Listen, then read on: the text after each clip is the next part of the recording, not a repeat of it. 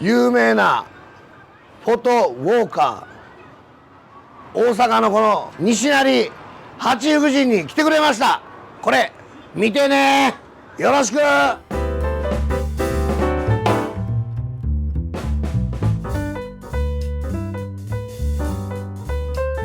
Today's episode is brought to you by SmugMug, which I use to back up all my photos automatically when I'm on the road, showcase my online portfolio to the world, run my website, and sell prints to customers.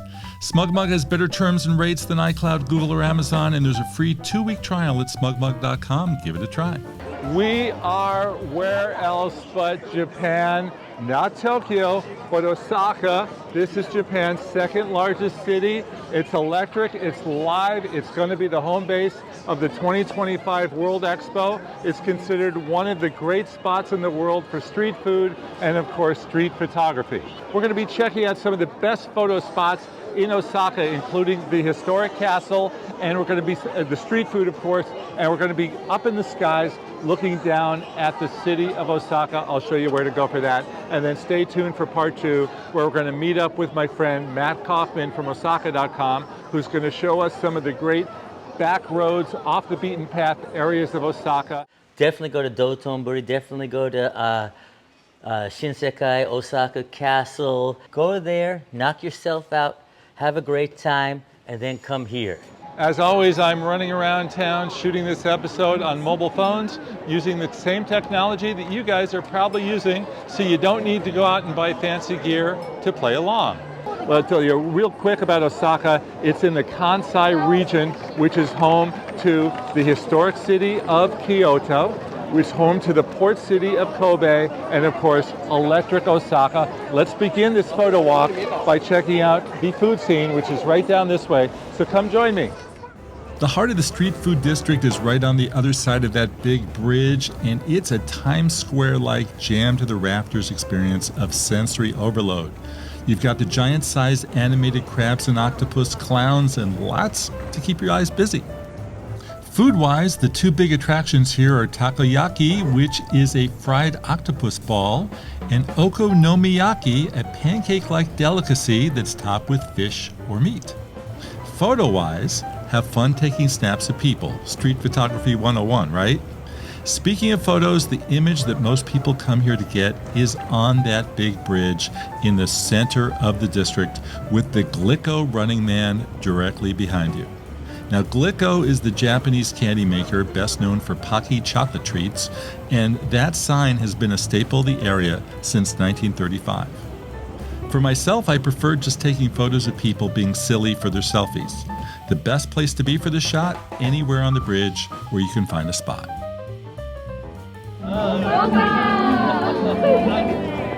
Next stop is going to be the observation decks, but before we do, since we're talking food, it's not just Dotonbori where they go crazy for this stuff. The Cheesecake of Osaka is world-renowned as well, and people stand on really long lines to get it at any time of the day. You can't buy this stuff anywhere but at the Rikuro's 11 stores, hence the lines. What's the magic of the cheesecake? Well, it's light and fluffy and unlike any cheesecake you've ever tasted before. Well worth it to do the line.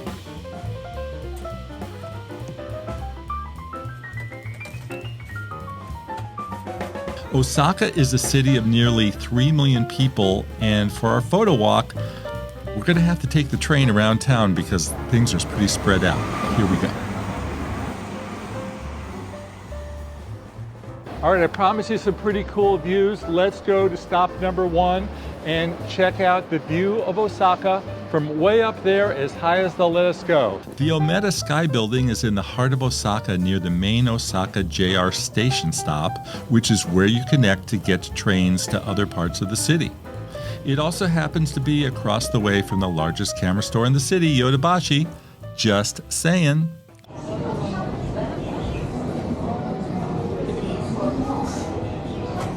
The Umeda building will take you up 40 flights high for a killer view of the city. You'll have to pay 1,500 yen to go up there, but let's face it, that's a lot cheaper than renting a helicopter. Nighttime is when you get the best shots of the city, but you do have this big obstacle in all those windows and those nasty reflections. Well, I have two saves for you. First of all, if you're shooting with a smartphone, just press the camera all the way up to the glass, and your reflection is now gone. Secondly, walk up the stairs. You'll find yourself with an even better open-air view with no glass or reflections. Pretty cool. They'll even let you bring your tripod up here, which is where I shot the time-lapse, and I got all those great twinkling lights.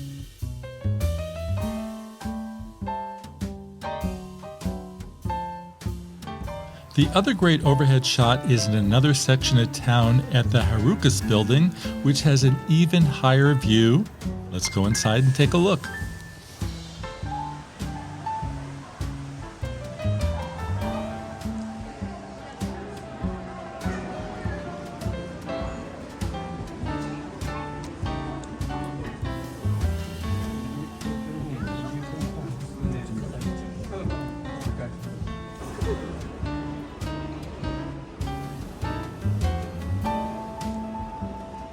Okay, I've got a pro tip for you. The Harukas building next door will take you even higher, 60 flights for another 1,500 yen. And you get to wait online, or you can go up to the 16th story and go out to the observation deck for free.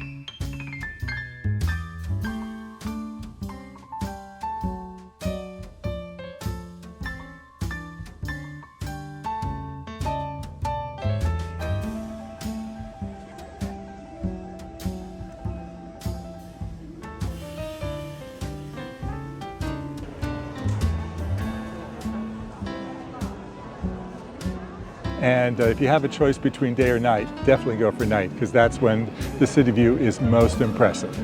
Now we're going to go lower and head over to the historic Osaka Castle, originally built in the 1600s and then rebuilt in the 1930s. It sits in the center of a giant park, and just like Dotonbori, the masses really do come here for selfie time.